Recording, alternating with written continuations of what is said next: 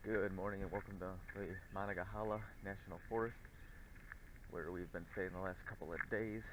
This is actually technically a campground, so the reason is we just didn't have time to find a good boondocking spot, so we just wanted to come in somewhere where we could park and stay, because since we're only staying for a couple of days, we didn't want to have to dig in and find a perfect spot. But this has no hookups whatsoever, so it's very similar to boondocking, except you have cleared out spots and you get a fire ring and a picnic table, which you can see back there, and we'll walk over there. And the overall cost was a whopping $8. Now, a lot of our stuff is already moved to be broken down because we're actually leaving this morning. We're at the end of our stay. As you can see, this is the overall campground.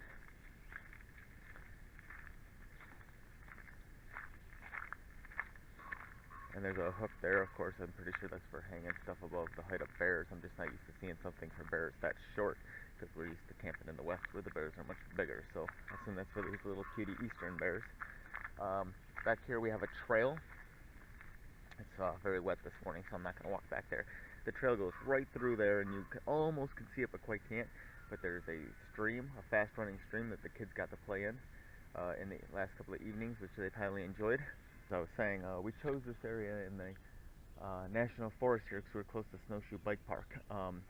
About 40 minutes away, which strangely is one of the closest places you can actually camp to it without staying in some fancy RV park, which we have absolutely no interest in.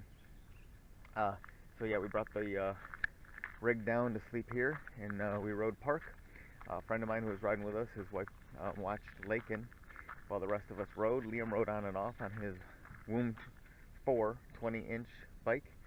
Rode easy street and did great.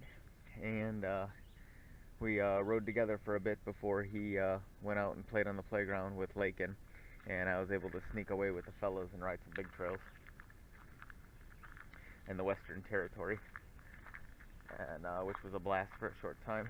So awnings ready in.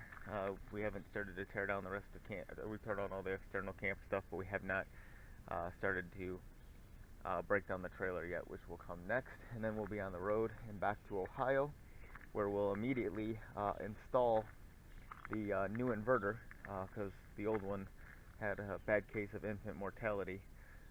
Fortunately, they're replacing it free of charge with a brand new one, so we'll snap that sucker in, and then we have some other upgrades and things to get set for our next trip, which will probably be in South Dakota in a couple of weeks.